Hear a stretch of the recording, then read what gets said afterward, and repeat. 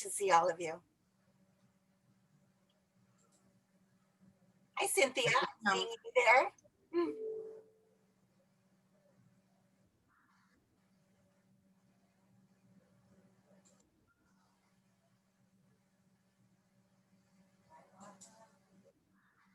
They're still coming. Okay, great.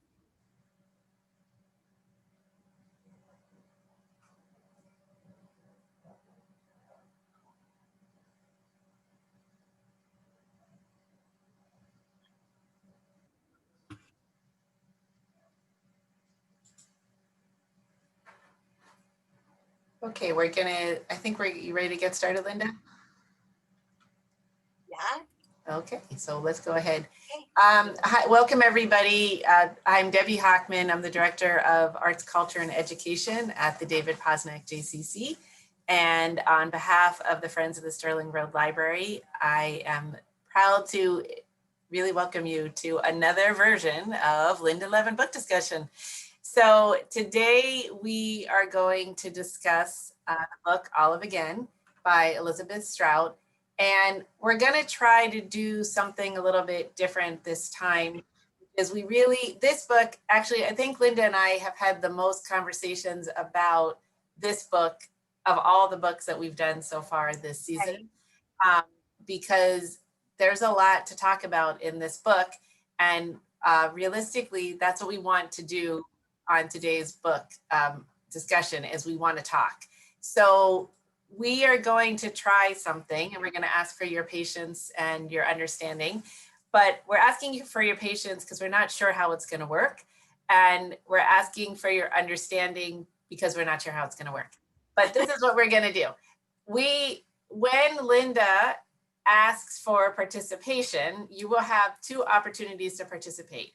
You can either, at the bottom of your screen, you should have, I think it's under, is it under chat or reactions? Let me look. It is under, I think, reactions. Yes, you should be able to raise your hand. And if you raise your hand, I'm going to see that you're raising your hand. And at that time, I will call on you to be a part of the conversation. And then I will unmute you. So don't worry about unmuting yourself. I will unmute you when I call on you. And then I will remute you when you're done. If you can't do it that way, you can still write a comment in the chat and we will try to incorporate as much as we can. But this is the understanding part. We're going to try to get to as many as we can, but we want to keep moving because there are so many things to talk about in this book. So many characters, so many incidents, we really want your input. Did I cover it all, Lynda?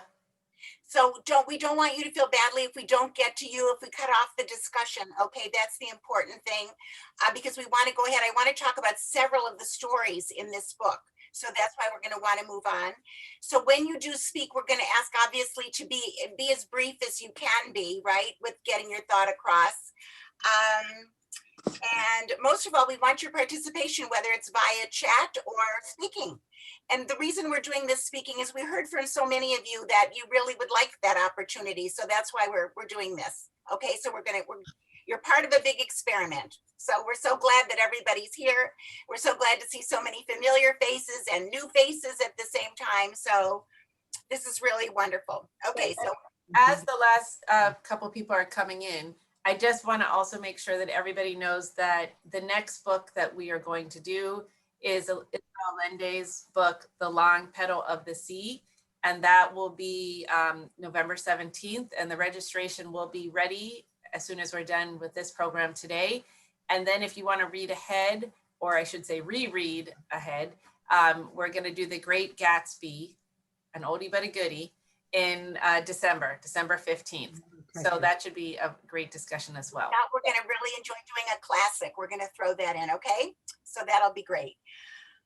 Okay, so there's a lot to talk about in this book. And you know what I'm thinking about? How about if we do a little experiment to start? Use the hand at the bottom. Okay, try to find that. And then I'm going to ask you, how many of you, this had a very different format. How many of you actually enjoyed this book?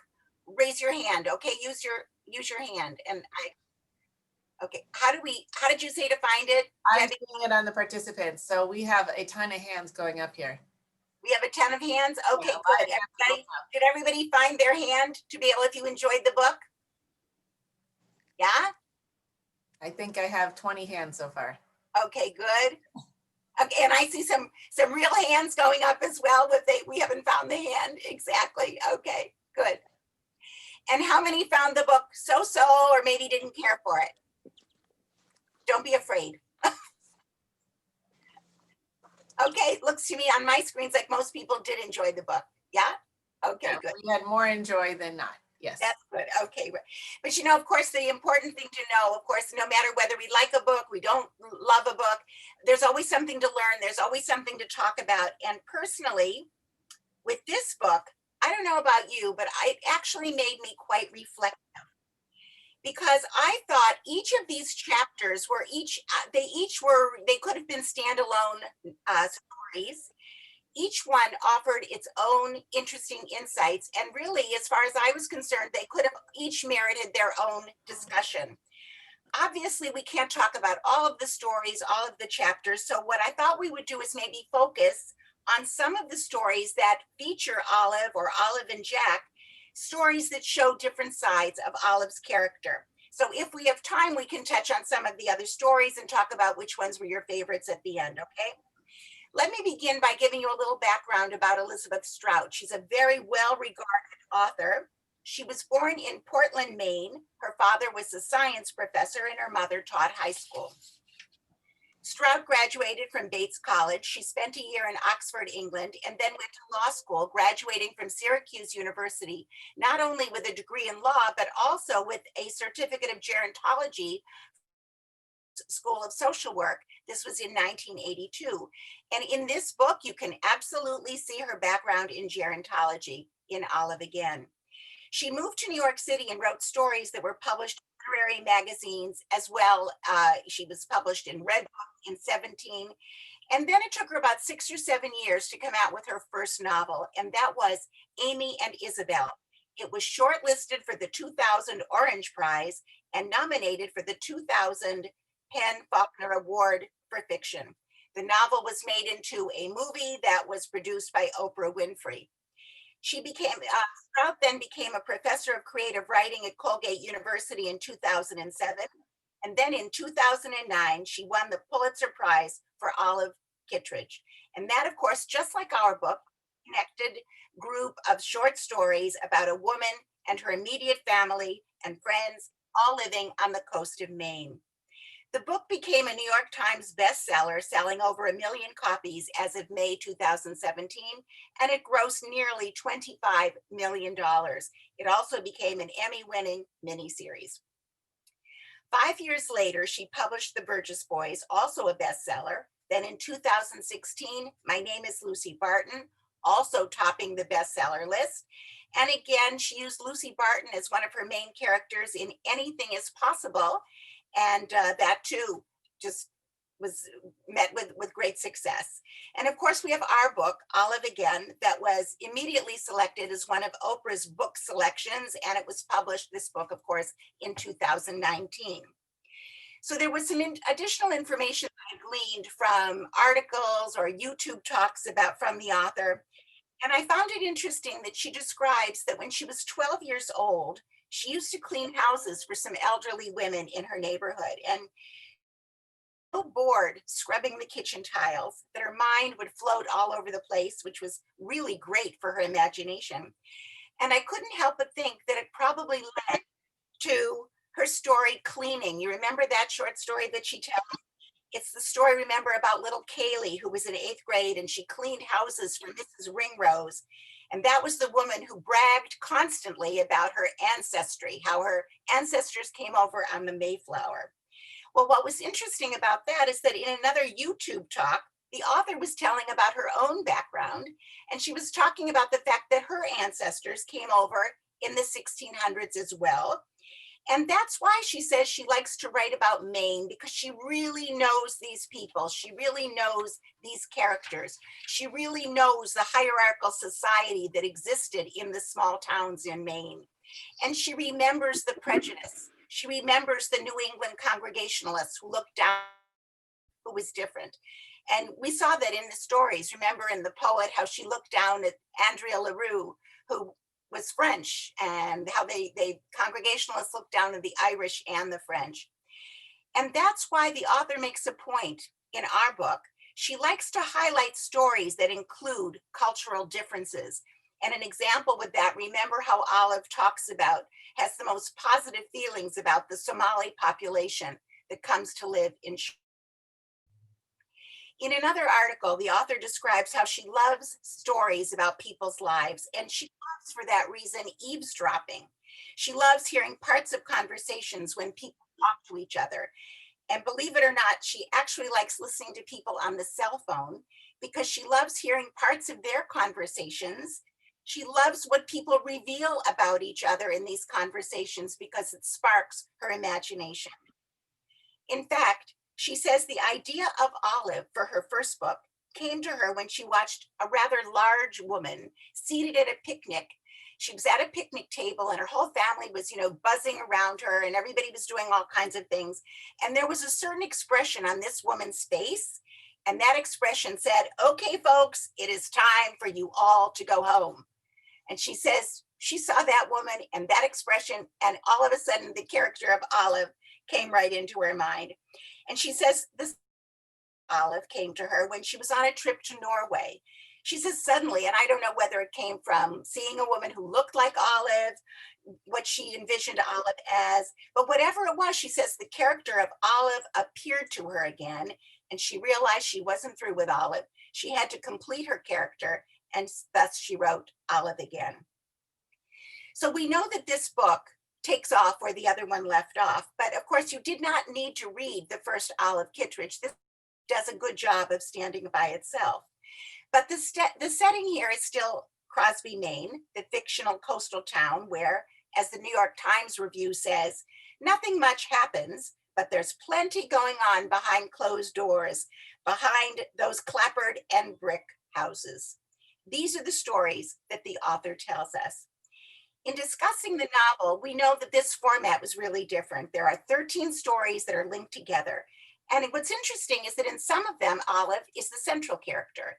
In other stories, we see that she's just background. She's kind of a passerby, one of the people we see as other people see her on the street. In others, she's simply remembered as maybe the teacher who taught them 7th grade math. So the stories are not always just about Olive, they're about the town and its people as well. What about the style? Well, we know she likes to repeat characters from story to story, sometimes from book to book. But what's interesting about all of her characters, and she stresses this when you listen to any of her interviews, she likes to make her characters imperfect, human. She loves the idea that she tries so hard to not be judgmental about her characters because she wants to talk about their interior lives, the interior lives of ordinary people, and the complexities that all of us live with. In terms of style, we would remiss if we didn't note her beautiful use of description. I believe her language is really beautiful in so many cases, especially when she describes the light in February. She talks about the unique sunlight in Maine in the month of February. She talks about the rocky paths on which Olive is walking, or how Olive feels the early morning sun and senses the beauty of the leaves that were turned already to a bright red at the tops of the trees. Her language is really beautiful. And I loved the way she has a way of making you see exactly what she's looking at. And here's an example I found really funny. It was from the chapter called The Poet. So picture, it's Olive goes by herself to a diner. And it's before she meets up with her former student, who was the poet laureate. But Olive is sitting by herself, and there's a waitress who is serving her who is extremely rude, just shoves the food down on the table in front of her. And then Olive notes that, quote, "The girl walked away. One haunch of white pants moving up, the other coming down, and then one haunch moving up and down, huge slabs of hind end." And I could just picture that. In terms of summary, I want to begin by giving you a little bit background about Jack and Olive. And it really comes from the first story, which was called Arrested. Okay, so I'm going to give you a little bit of a summary of this story, and then I'm going to ask you some questions, and then we'll move and we'll have some questions then again, and that way we'll have some discussion. We'll be able to spark some discussion. So surprisingly, in this first chapter, we don't see Olive right away. Rather, we see Jack Kennison, and he is driving to Portland. He is almost an hour away. He's going, why? To buy a gallon of whiskey rather than run into Olive Kittredge at the grocery store in their town of Crosby, Maine. Now, he's known Olive for years. In fact, they kind of dated, seeing each other for a few times in the spring. The truth was that Olive never really thought much of him. She actually thought he was arrogant, and she called him really a flub-a-dub kind of guy. The fact was, Jack was tall, he had a big belly. Even Jack knew he was no longer the handsome guy he used to be. In fact, he lets us know early on he wears a pad in his undershorts, a result of prostate surgery. And again, you see this human element put into the writer's descriptions. Personality-wise, we find out he's an extrovert. He has more money than Olive. He has 2 PhDs. He was once a professor at Harvard. He is a staunch Republican, much to Olive's dismay. He's got a daughter from whom he's alienated because he's got a problem with the fact that she's gay. And on top of that, he's widowed, having lost his wife, Betsy, 7 months ago. The other bad part is that he only found out recently, after Betsy was already gone, that she had been having an ongoing affair with an old flame, Tom Golger. And Jack feels bad that she had an affair, but you know what he feels worse about? That he didn't know. So he is stunned and astonished. So here's Jack. He's driving out of town to avoid Olive, but at the same time, we realize he's really missing her. So he's 74 years old. He's thinking back. He remembers Betsy when she died. She really did hate him, and he really didn't blame her. He said he knew he had had his own affair with great repercussions. Jack and Betsy had had to move from Cambridge, where he was teaching at Harvard. They had to move to this town of Crosby, Maine, really as an escape. Betsy had wanted to get as far away from Cambridge as she possibly could because Jack had had this affair with one of his colleagues, Elaine Croft. Elaine later filed a sexual harassment claim against him when she didn't get tenure. It was 3 years before a settlement came to be, and Elaine finally got her money. Jack was put on research leave and ultimately placed into forced retirement, and that's how Betsy and Jack ended up in Crosby, Maine. So here's Jack. In this first story, he is so lonely. He is relaying the entire story I just told you. He's now telling it to a bartender who was serving him a whiskey at the Regency bar. 1 drink is all he has, but he also buys a bottle of whiskey. And then he gets back into his car and he starts driving back to Crosby. And what happens? You remember? All of a sudden, he's pulled over by the police. He was going 70 in a 55-mile zone. And his car was also overdue for inspection. The policeman sees the bottle of whiskey on the front seat, and they pull him out of the car and they give him a breathalyzer test. Fortunately, he's just under the limit. He tries to make some jokes with the cop, and what happens? They say, "Hey, do you want to get arrested?" Well, needless to say, he doesn't want to get arrested. He is horrified. Here he is, Jack Kennison. He's standing outside of a police car, and he feels like a captured criminal. They give him a speeding ticket. They instruct him to get his car inspected. He gets back in his car, and he feels absolutely horrified about this whole experience. And driving away, he finds himself telling this story to his late wife, Betsy. And he's getting a little worried about himself. Lately, he's talking more and more to Betsy or himself. And he starts to think again about Olive. What was it about Olive? He admits she was big and tall and really strange, and that kissing her was like kissing a barnacle-covered whale. But the one thing she had was honesty. She always let you know what she was thinking. She had told him that her father had killed himself when she was 30, that he shot himself in the kitchen. She told him that she too had a strained relationship with her child, in this case, her son, Christopher. They had that in common. And she told him that years ago, she had had an almost affair with a fellow teacher, Jim O'Casey, but he died in a car crash before anything could happen. Jack Kennison thought about his life as it had been and as it was now. And he says to himself, "You know what, Jack? You really aren't much.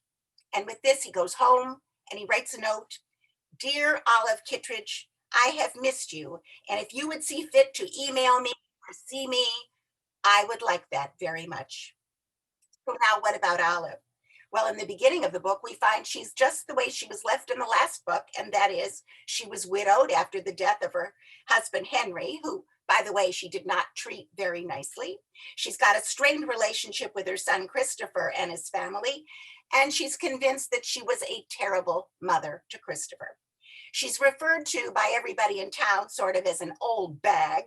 She was the teacher who taught just about everybody in town 7th grade math. She's grouchy. She's the local gossip. She's a staunch Democrat who has opinions about everything and everyone, and she doesn't hesitate to give them. She's been called cantankerous and judgmental. She doesn't have a filter, and she's got some unique quirks. She's got this mannerism that's very Olive. When she goes to leave you, she gives you this dismissive wave. That's how she does it.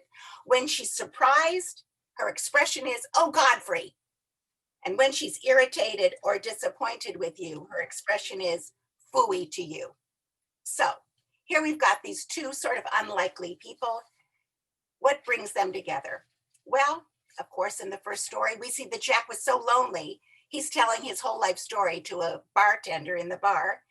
And when we see Olive, she's so lonely that she's driven out to the point to look out at the sea. She's so lonely that she's actually disappointed when the guy in the pickup truck next to her doesn't wave back.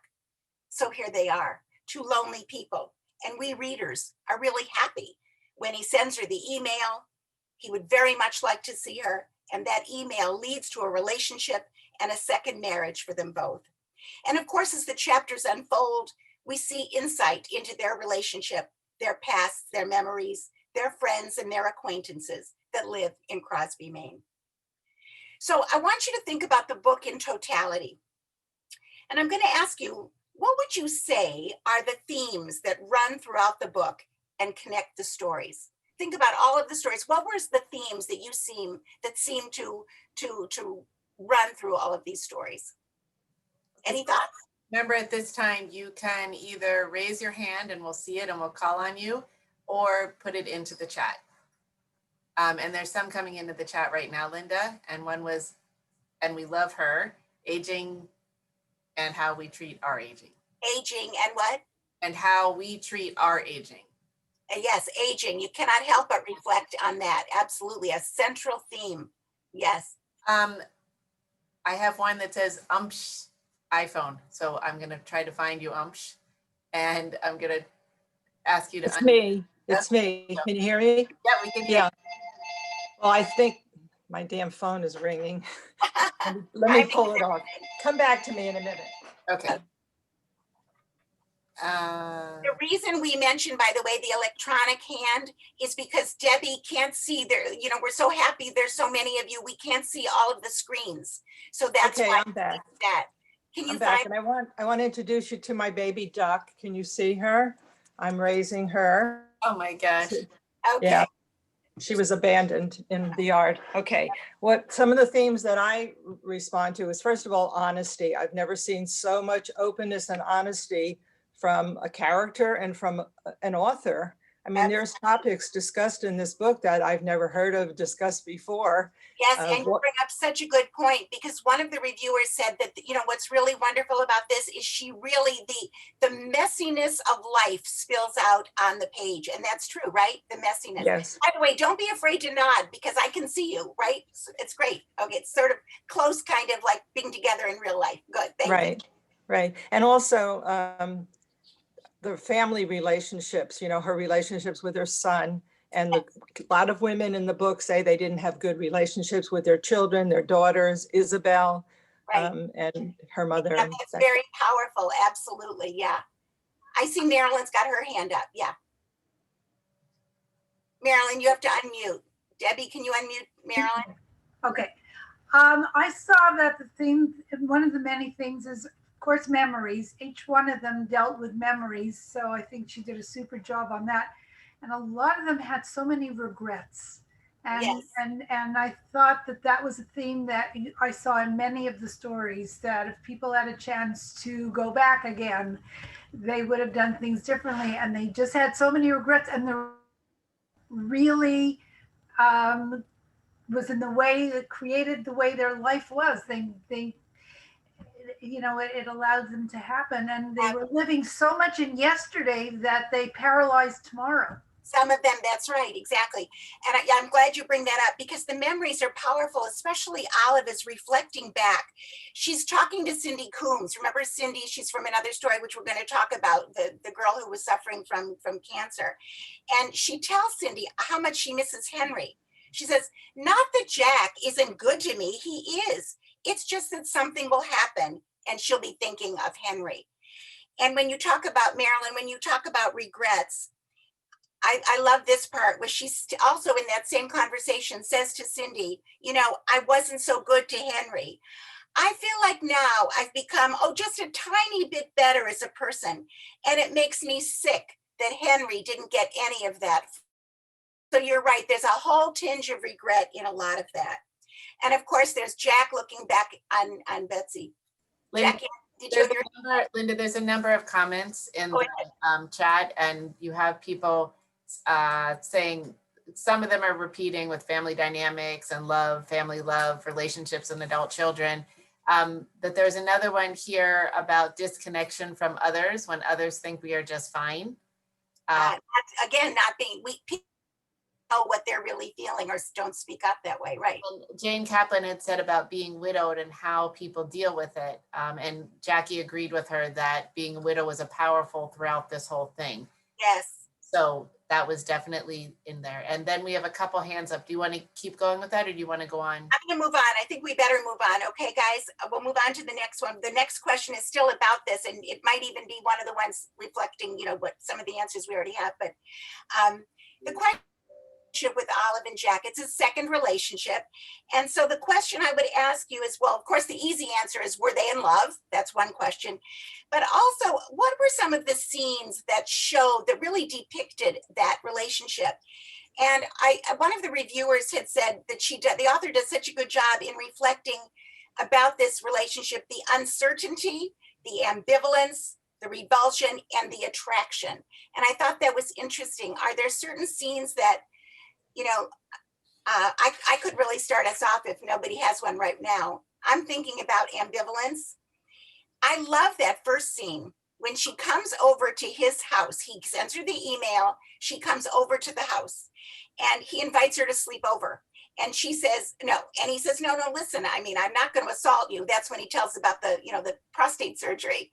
But he says, I want you could sleep in the guest room. And she says flat out, no, I'm not sleeping over. He leaves and she goes to her car. She tells him she'll be back in the morning. She goes to her car and what happens? She pictures herself sleeping on the window seat with the transistor radio against her ear, which is how she'd been sleeping since Henry died.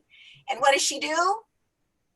She turns around and she comes back and she says, all right, I'll sleep over. So I love that. And I think that really reflects that ambivalence, right? That ambivalence of another relationship. Any other thoughts? There was a couple of thoughts here. Jackie said, I love their relationship. It was so typical of many second marriages after love first marriages. And Fern said that, yes, when Jack is reading and looks at Olive and ruminates on her good qualities and then thinks to himself, she's irritating. I also have Lynda Farber wanted to say something. So Lynda, do you want to unmute yourself?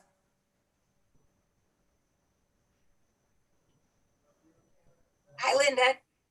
Hi. What I thought was really very interesting, throughout the story, a number of characters change as they get older and look back how they were and how they weren't. And it's the human condition that, allows you to do that. And I thought if you relate it to now the times in COVID, about the loneliness and the separation and what you might have done and who you want to keep in contact with, it like just evolves. It's not just becoming older. And we're going to talk a lot. Good. I'm glad you brought that up about Olive herself and how she changes and how events in her life go ahead and cause those changes. Just to go back to the comment about how he was irritated by her. I love this. Jack says at one point he could never have imagined it being married to her. the oliveness of her, the neediness of himself. Never in his life would he have imagined that he would spend his final years with such a woman in such a way. It was true that she irritated him, but he could be himself with her. I thought that was really a good comment there. Do you want to go on? Go ahead. Do you have more, Debbie? No more here. Marilyn has a comment. Yeah. I think basically, Lynda, you sort of touched what I was going to say, but I found in this chapter in particular how timing is so important because choices that were made, especially with Jack and Olive now, take that 10 years earlier or 20 years, it would never have happened.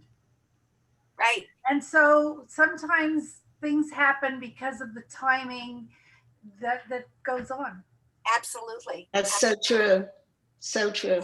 Yeah. Sharon, Debbie, I'm seeing some hands here. Yeah, Sharon, go ahead. I just want to say, I have never read a book with such brutal honesty, because all of a sudden, I'm Olive now. And I never expected to be Olive. Well, you know, that's the beauty of her writing, is that a lot of reviewers all say, all of us have parts of Olive in us. Most of us have social skills, so you're able to kind of, cover it up a bit and act appropriately. Her problem is that many times she doesn't act appropriately, and we're going to see where sometimes that works out to her advantage. And that Actually, I have to admit, it scared me a bit. I'm looking for my Jack. I mean, I want to find a Jack.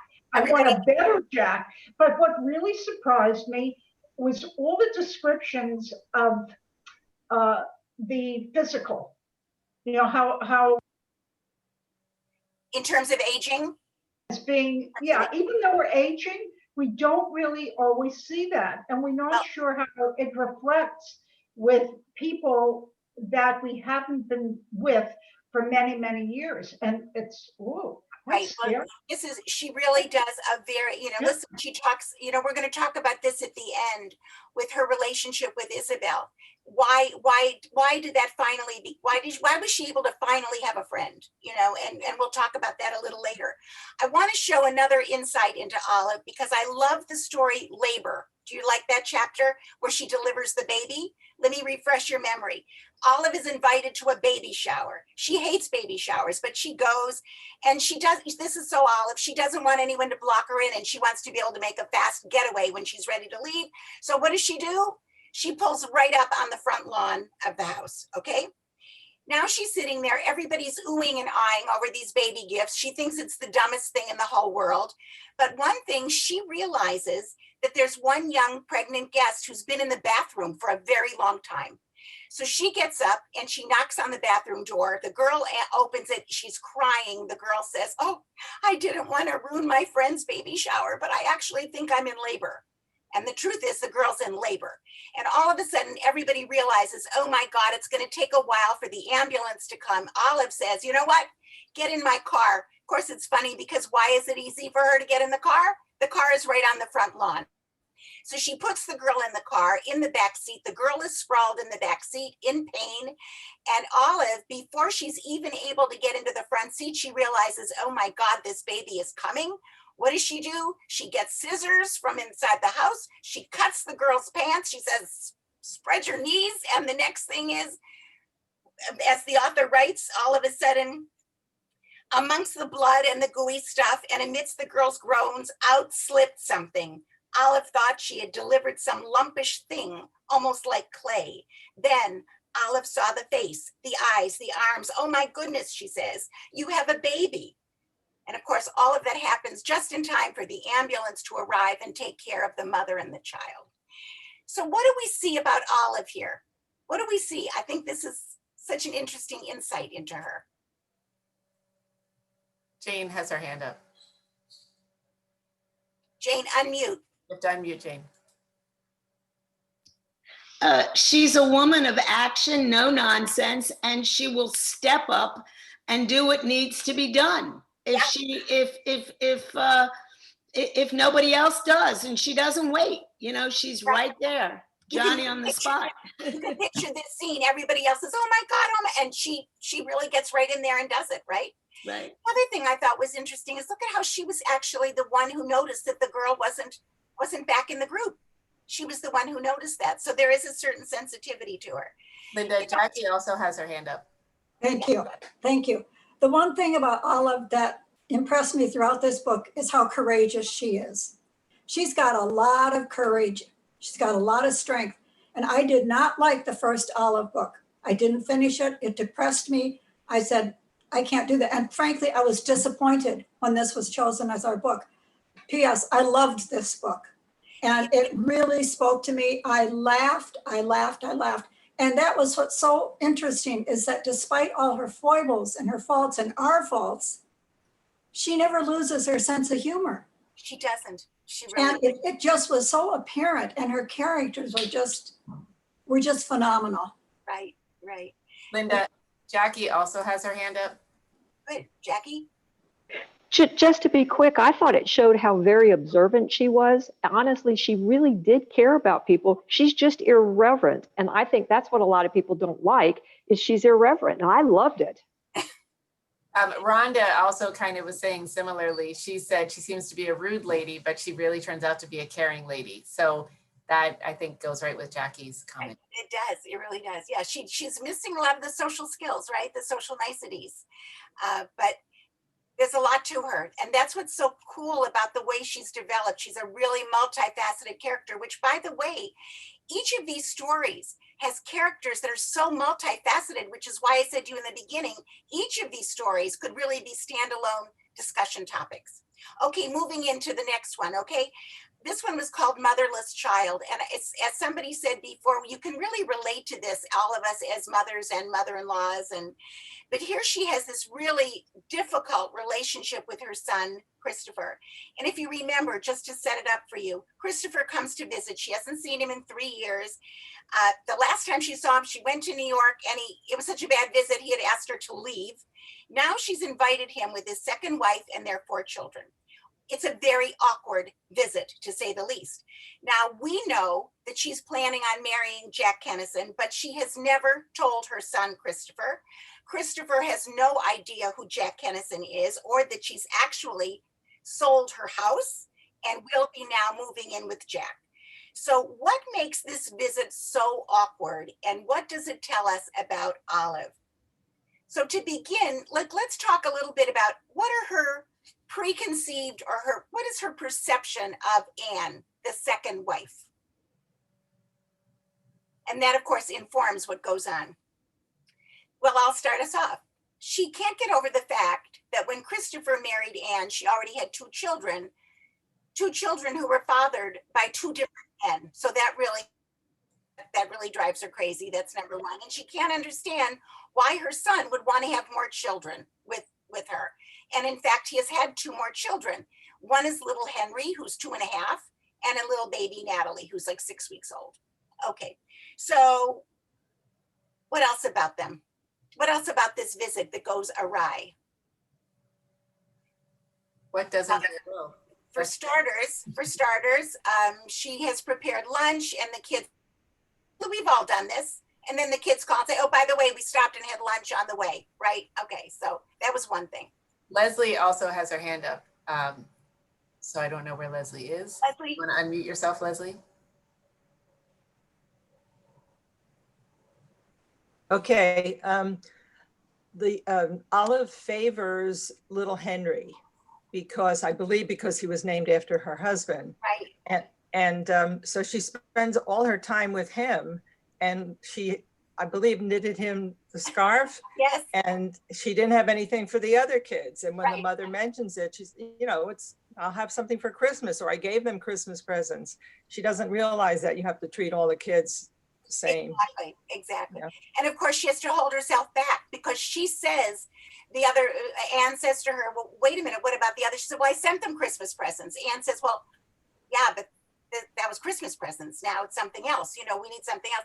And Olive thinks to herself, you never called me to tell me that they even got the gifts. In my day, we used to say thank you. So right away you see this little conflict going on. Exactly. Anyone else have anything? Jane has her hand up. Yep. She just needs to unmute. Jane. The relationship, the lack of a relationship that she doesn't have with her son transfers to the grandchildren. She just not, and I couldn't relate to that. I found that so strange for a grandmother to have so little regard and so little interest in these grandchildren, even though she didn't get along with the son, but it seemed to transfer the lack of relationship with the son, the resentment, the problems, the damage there transferred to the grandchildren. And that really bothered me because these were her actual grandchildren. They were. But on the other hand, one of the problems that she has is that she doesn't really understand these kids. You know, they first come and she says they're terrible children. They're clinging to their mother. They really won't respond to her. She's a stranger to them, you know. And the baby cries when she tries to hold the baby. So she takes it all so personally, you know, but you're right. You're right about that. But the thing that really is most appalling to her is what happens at the end. Now, mind you, Marilyn, did you have something you wanted to say? Marilyn, you have to unmute. I know. What I found most apparent in that one was that at the end, maybe this is what you were getting at. I found that it was really when Olive does tell them she's getting married and Christopher goes off the wall and Anne berates him. And as she's listening to Anne berating him, she's realizing Anne was her. She was Anne, because that's exactly the way she treated Henry. And it was like an, oh my God moment for her. And she realizes at that point, she feels that she just failed colossally as a mother, because what her was this, he married someone exactly like her. And there was Anne going ahead and screaming at him as she used to scream at Henry. Exactly. And of course, you know, what's really sad about it is that Christopher kept saying to her, you know, oh, Ma, why do you have wine in the house? And she said, oh, I just started drinking wine, you know. And Ma, you bought a Subaru? And she said, instead of saying the truth, which is that it's Jack's car, she says, yeah, I needed a new car. So the whole thing went very poorly until that big moment when she tells him that, in fact, the reason things look so different is that she is getting married. And yeah, so it really goes into a downward spiral. One of the positive things we're going to see at the end is how, even with this type of visit, with the idea of the years going and things that happen, because ultimately, by the way, what is nice, Jane, to your point about her damaged relationship with Christopher, do you remember at the end, towards the end, if you recall, there's a story that I'm not really going into, but it's called Heart, and it's where she has a heart attack. And what happens? Christopher is at her bedside nonstop, to the point that the nurses say, oh my God, you have such a wonderful son. He loves you so much. And so eventually we see where Christopher really does come around, and even damaged relationships can be repaired, which was really beautiful. Lynda, there's a comment from Lynda Farber that kind of goes with what you're saying. She had written that she thought it was ironic that Olive thought she was a good mother. Later in the story, she confided to Cindy that now she feels like she's a tiny bit better person and regrets that Henry never got any of that kindness. Right, exactly. And Jackie wrote after that I think most people really don't see themselves, especially as parents. So those. You know, one of the other overarching themes, by the way, in this is about knowing yourself, understanding others, being able to appreciate others, you know, and very often what we see is not often what really is there. And that's, by the way, true with Olive. You know, Olive always had such, she appeared one way, but she was more sensitive inside, you know. We saw that in numerous times. I want to move on, guys. I want to talk about the story called Light, which I found one of the most moving stories. This is the one where we meet Cindy Coombs, who's one of Olive's former students. Do you remember this one? They're in the grocery store and Olive sees her and she's having a difficult time. She's wearing a hat that's barely covering her bald head. She's obviously undergoing, chemo. And Olive sees her and helps her reach for some items, puts them in her cart. Olive says to her, she says, Cindy, I see you are having a hell of a time. And Cindy says, Mrs. Kittredge, I am having a hell of a time. Now, Cindy had been her student in junior high school, and she helps Cindy finish up all of her shopping. And what we find out about Cindy is she loves poetry, she loves books, and she loves even writing some poetry. But what she also really loves is the special light in February, which is hence the title of that story, which is Light. And Cindy makes a point of saying that to her, that light in February changed the way the world looked. In February, the weather was always cold and snowy, but for Cindy, the special light in February had been like a secret, and it remained a secret even now. Because in February, the days were really getting longer and you could see it. You could see how at the end of each day, the world seemed cracked open and the extra light made its way across the stark trees, and it promised something. It promised that light, and what a thing that was. So what's in Olive, after having seen Cindy in the supermarket, she doesn't stand on ceremony. She goes to visit her. And Olive understands that Cindy feels, in her word, crappy. And she says to Cindy, wow, this is really a hell of a mess to be in. And what's amazing is that Cindy opens up to her and they end up having these remarkable visits. So the question is, what is this? What does this show about Olive? And what does she do in these visits that most people don't in this circumstance? So what does this show us about Olive? It's another side of, another facet of Olive. What do we see? Eva has her hand up, and I also want to apologize just again to make sure people understand that there's about 5 screens of people on today, so we cannot see all the screens at one time in terms of being able to see if you're holding your hand up, which is why we were asking you to use the electronic hand or to write into the chat if you have something to say. So I apologize. That's a good thing. You could say call on me or something. Yeah, that's right. Good. Because the problem is everybody calling out at one time, it gets very muddled. We can't hear that either. So we appreciate your patience with that. But Eva is now she's ready to talk. So go ahead, Eva. Yes, I had my hand up from the beginning. Is it muffled for everyone? I'm not understanding. Eva, can you talk into the computer? Because we can't hear you. You can't hear me? No. Yeah, it's not clear.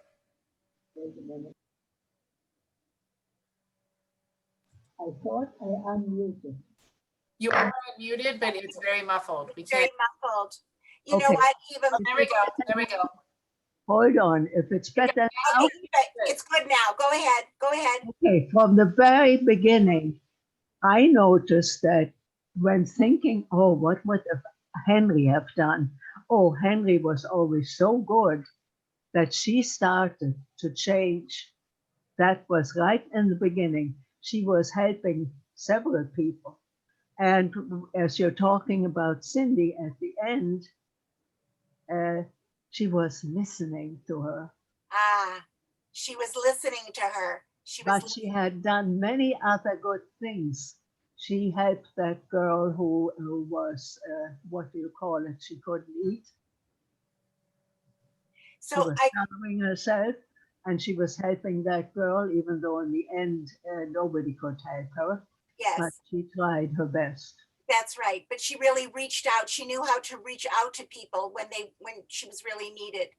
What else specifically? There's a number of comments in here basically saying how Diane Berman said she directly addresses cancer and Cindy's feelings about it. Stephanie said she talks about the elephant in the room. Good point. Susan agreed she can be a caring person. Linda agreed Olive listens to Cindy. And Michael said she allows Cindy to share what she really is feeling. So I think that was really a turning point for her. It really was. what I loved was that honesty. She really knew, she really listened, and she was so direct with her, right? When she says, you're not okay, are you? Any chance you will be? Cindy answers 50% is what they say. I mean, who does that? Who says, so I hear you're not well. Any chance you're going to be well? You know, we don't speak like that. Most people don't speak like that. But she really appreciated that honest heart to heart. The other thing which was that because she didn't have the filter or whatever we want to call it, or the social niceties, she wasn't afraid to even talk about dying so directly with her. She didn't sugarcoat anything, which many people tend to do. And Kathy pointed out that Cindy touched something special on her, and she related to her loneliness. Yes. And Barb said that Olive really wants friends, and to be a friend, she's not often appreciated. And Marilyn commented that older people feel invisible, and so do people who are ill. So no one wants to confront them. And Olive sees Cindy as a person, and hearing them is part of seeing them. What a good point. That's right. There is that loneliness that she says nobody comes to visit her, just her sister-in-law and Olive. Everybody is afraid to come and face her.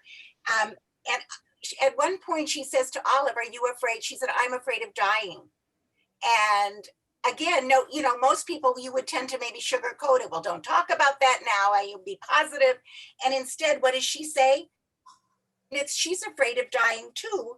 But she says, Cindy, if you should be dying, and if you do die, the truth is we're all just a few steps behind you, 20 minutes behind you. That's the truth. And what does Cindy feel when she says that? She feels comforted, right? She is comforted by that honesty. Any other thoughts about this? And of course, the last point about this is that what she will always remember is that in one of their visits, Olive is looking out the window and she says to Cindy, would you look at that? The sunlight is magnificent. And what Cindy remembered for the rest of her life, Olive Kittredge said, my God, but I have always loved the light in February. My God, she repeated, just look at that February light. So, Jane, I see your hand is up. Did you have a thought? Yeah. Okay. It's quite an uplifting end. It's Yes. quite an uplifting end. And it's interesting because not all older people have this catharsis at the end of their lives where there's such a turnaround, and that the people around them notice it also. Her kindness, this relationship with Cindy, it's really very uplifting, and it's lovely. It's a very optimistic view of being elderly. Unfortunately, I don't think it's always like that. It depends on the personality of the person so much. Yes. But again, what we're seeing here, the beauty here is that we're seeing this change that's going on with Olive. Absolutely. Sharon, I see is your hand up? Yeah. Okay. It's interesting that she used the light in February, because especially in that climate, February is not a kind month.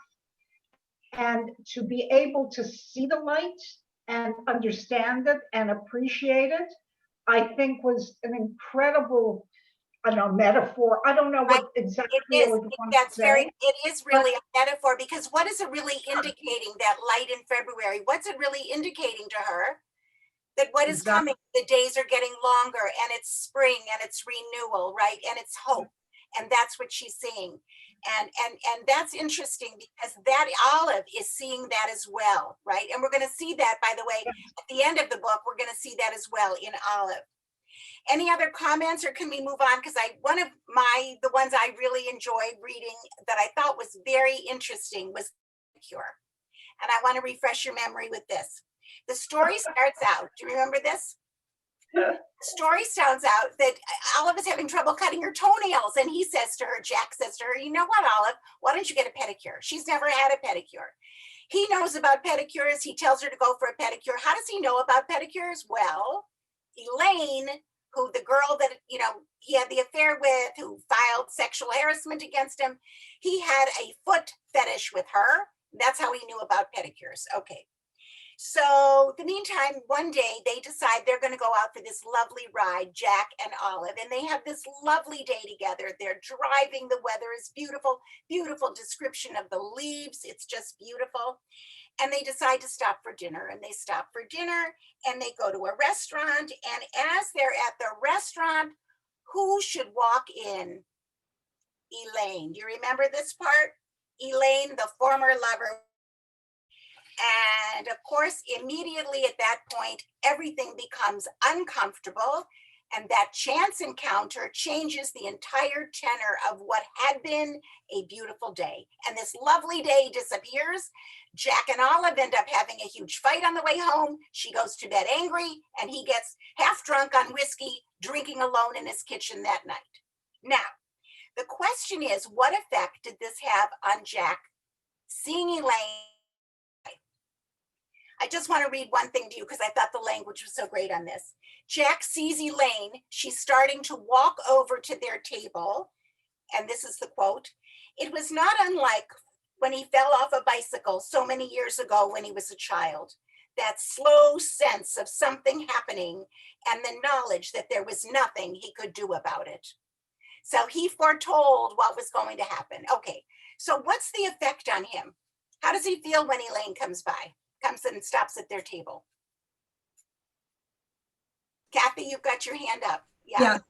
Well, I remember when he got up from the table and his stomach, you know, and his belt was tight and he had this paunch and he had changed and he was very embarrassed by that. He was so self-conscious, you're Yes, right. very self-conscious. Don't forget, It was really, Elaine was much younger, right? So she comes in with earring and whatever, and here's Jack. He's old and he's got his belly, you're right. yeah, his belly. Leslie also has her hand up. Leslie, do you want to unmute? Yeah, can you hear me? Yeah. Yeah, I wanted to say something about the reason why Olive does the things that she does, you know, steps in and talks to Cindy, et cetera. I think it's because, as you said, Lynda, that she has no filter, but it's also because she doesn't really care what other people think about her. She just does what she feels needs to be done. And you mentioned something else about her that reminded me a little bit, lack of social skills. It reminded me of Asperger kids. I've tutored a lot of Asperger kids, and they're kind of like that. You know, they don't have the social skills and they just talk right out, you know, and who knows, maybe she was a little Asperger. Yes, possibly, yeah. The other thing is, do you remember he's very self-conscious, not only because of his belly, but he takes a look at Olive. Do you remember that? And that all of a sudden he sees the look of surprise amazement on Elaine's face when she looks at Olive and finds out that that's his wife. So he has that sort of that self-consciousness also about Olive, that embarrassment, a little bit of the embarrassment.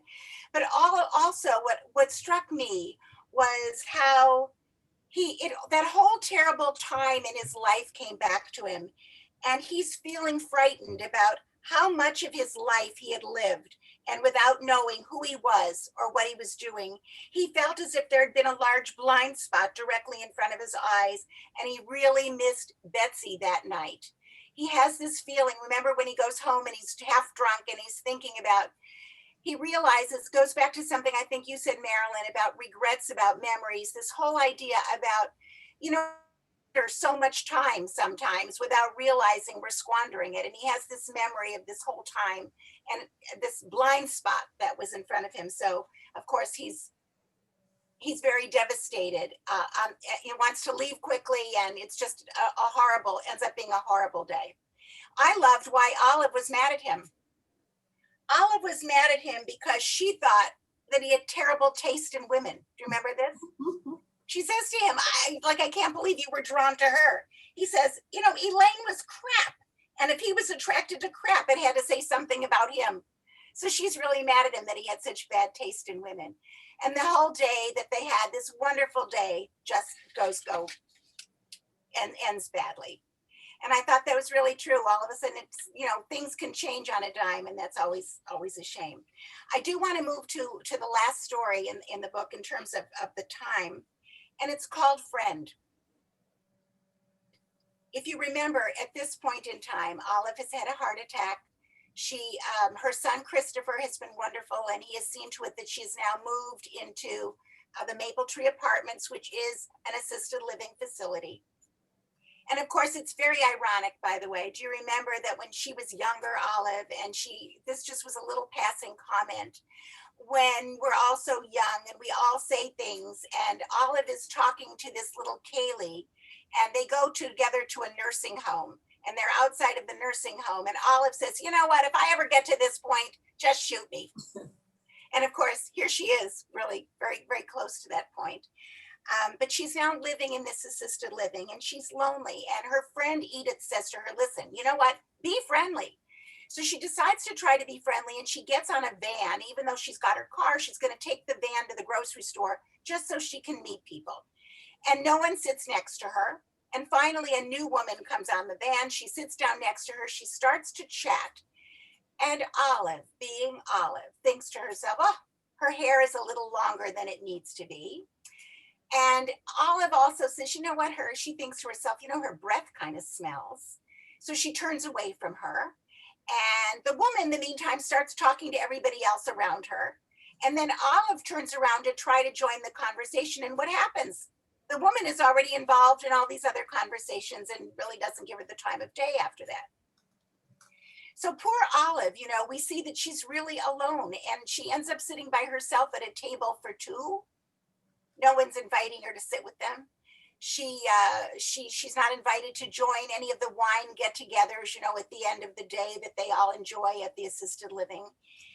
And finally, she finds one couple that she'll sit with, and the only reason she can tolerate them is at least they're Democrats. That's the best she can come up with about them. Finally, a new woman walks in, and the woman comes, and she's looking for a place to sit, and Olive motions her over. The woman's name is Isabel. And Isabel, of course, Olive says she never talks, and Olive's nickname for her is Mousy Pants. But an interesting thing happens. All of a sudden, Isabel and Olive become very close. What ultimately do you think draws them together? Why all of a sudden finally able to have this relationship with Isabel? Well, throughout the story, we've seen her changing, right? She is changing. She is at least reaching out, which she hadn't been. I do think Jackie had written a comment before that she said, I think we all grow as we age, and we realize what is and what was, and it's part of aging, being able to have that hindsight, which I think is an appropriate comment for what you're asking right now as well, because I think she was at a different point where she was able to embrace it differently than she would have a number of years before that. Right, right. Any other thoughts on that? What brings them together? Jillian said that loneliness brought them together. Well, for sure. Oh my goodness. And again, that is one of the overarching themes of all of these stories is the loneliness. Yeah, absolutely. And Kathy said, depends.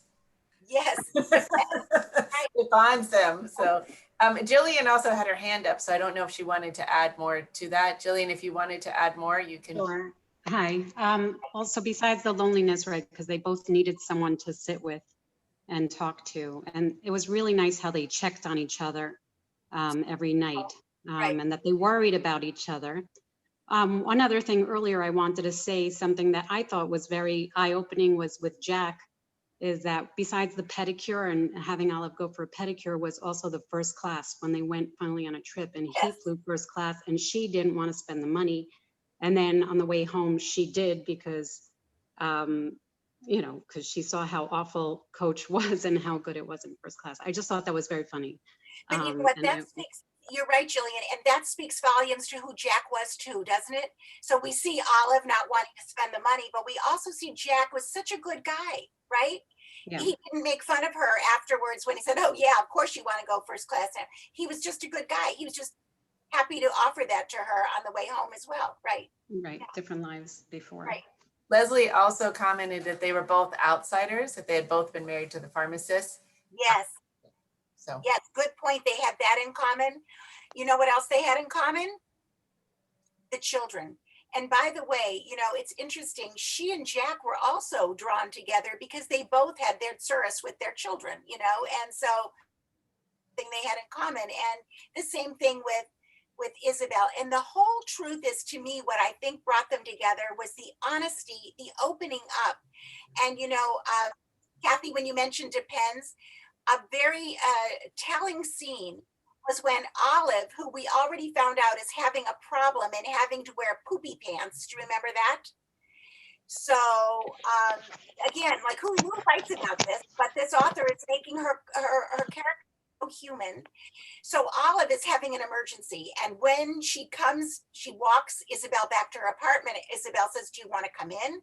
She comes in, she goes into the bathroom at Isabel's, and she opens the cabinet and sees the Depends. Comes out and says to Isabel, "Oh, I see you use Depends." Isabel is mortified, and then she says, "Don't worry, so do I." And that really opens up this communication between the two of them, this honesty. And she learns about who Isabel is, and Isabel had this very sad life and had a very unusual relationship with her daughter, sort of somewhat strained, loving, but distant relationship. And it was sort of similar to what she has with Christopher, loving but distant. Both kids are happy to be living away while taking care of the mothers, but happy to be living away. So they have that in together. But in the end, they do learn to depend on one another. And I do agree with you, Jillian. It is beautiful at the end how they do check on each other. Any other changes that you want to comment about with Olive? Fern had written that women ultimately need a true friend to get them through, and Olive found that. Yes, And she was Jack commented that we should all be so lucky to find a Jack if there's a second time around for us. That's right. Yeah, a Jack and Isabel's. Right. That's right. Any other thoughts of how she had changed? The other thing I thought was very interesting was at the very end. So here's this woman that sat next to her on the van that she tried to befriend her. It turns out her name is Barbara. And you remember what happens at the end? Barbara used to always wave to her. And then one day Barbara waved to her. And then that night, Olive finds out that Barbara had a stroke and passed away. And how does that affect Olive? She is so sad. She is just filled with remorse to the point that she actually goes out of her way to go to the memorial service. And she says to the husband at the end of the service, "You know what? I was very unpleasant to your wife at one time, and I'm really sorry about that."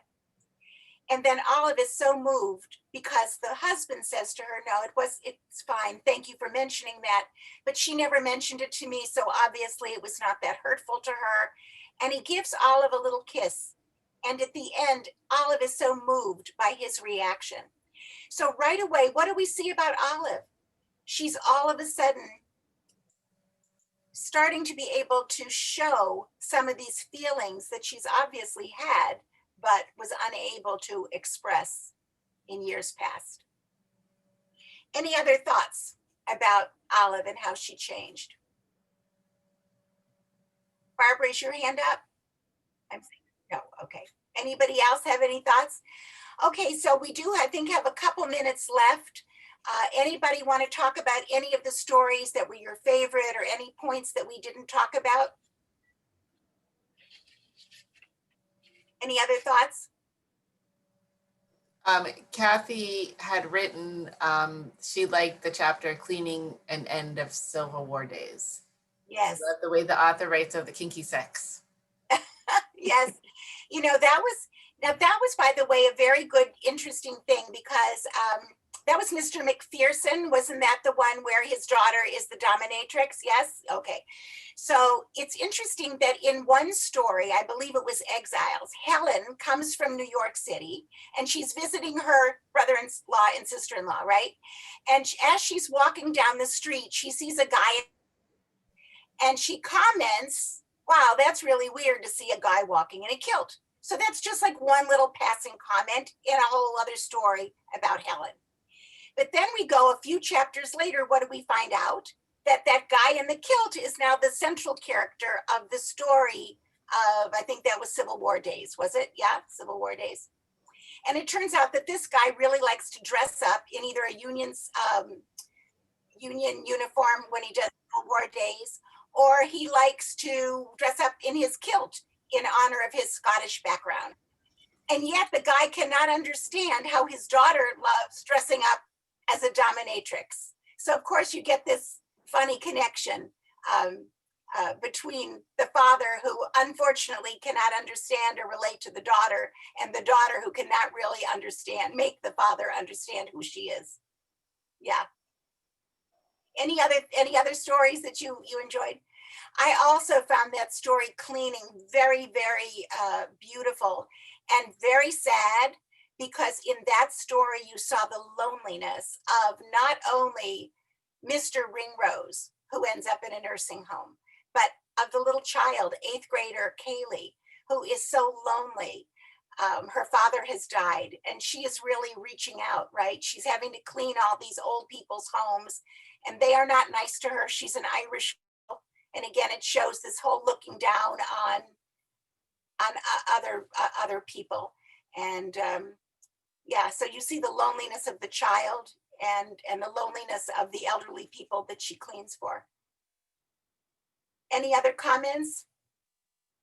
Lynda, there's a couple other comments.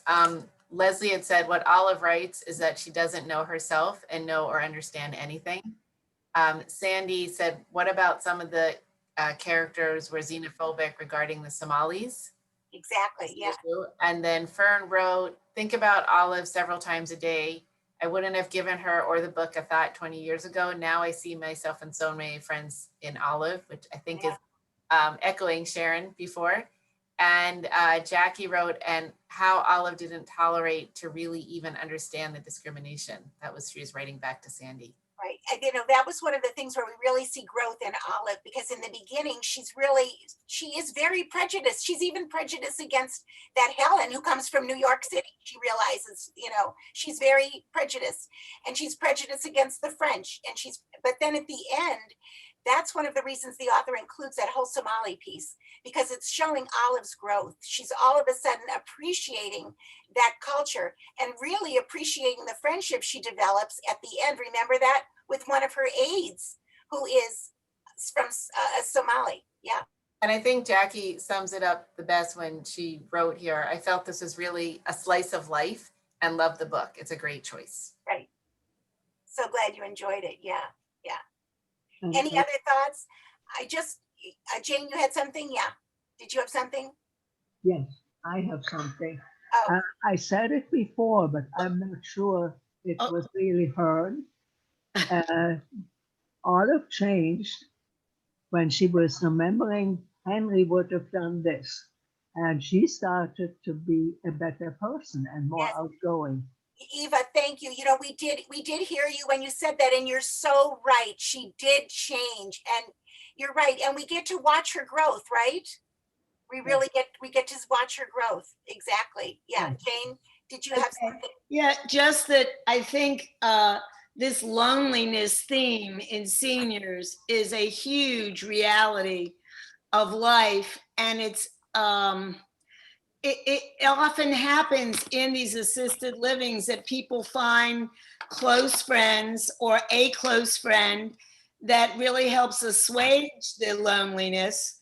And that my experience has been when they don't go to assisted living, that's when very often people will be very much in trouble because they become so isolated. And I think this was a really good example of what can happen on the positive side of those kinds of, if you get a good facility and what happened with her. You're right. And I want to just sort of, to your point, just if we look at the end of the book, and this is really a beautiful thing, because at the end, now Barbara has passed away, right? And she's now all of a sudden, she's confronting her own mortality. Barbara's death herself, and she realizes her life is almost over, and she realizes how lucky she was. She had 2 husbands who loved her. She had her son who would come around, and she realizes it was herself that did not please her. But at the end of the book, she looks at the roses and she sees a rosebud coming right behind a big bloom, and boy, did that make her happy, the sight of a new fresh rosebud. And then she sits back and she thinks about her death, and the sense of wonder and trepidation returns to her. Oh, it would come, she says. Yep, yep. Then she puts paper in her typewriter and she writes, I do not have a clue who I have been. Truthfully, I do not understand a thing. Then she goes and gets Isabel for supper. I love the ending, because what it indicates to me is this, yes, she's thinking about mortality. Yes, she's filled with wonder and trepidation, but at the same time, she's able to see that rose bush and be pleased at seeing that little rose bud that's coming up. And I love the fact at the end, she's got a typewriter, she's gonna write, she's doing something right with her knowledge and with her memories. And I love that even though she's reflecting, she's still practical Olive. She gets up, she goes, gets Isabel, and they're going to go to supper. And I love the way the book ends on really such a positive note. So I hope you've all enjoyed our discussion today, and I'm delighted you're all with me. And I'm curious, I'm hoping everybody, just by a show of hands, did you enjoy being able to talk versus chat? Yes? Okay, well, we'll look into that, and we'll see if we can continue. We'll see how it goes. But thank you all so much for joining us. Debbie, any thoughts? Just want to say again, thank you to the Friends of the Sterling Road Library, for this partnership with the David Posnack JCC.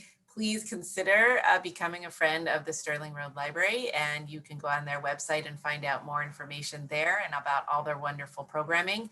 We also at the David Posnack JCC have a lot of programming coming up in November.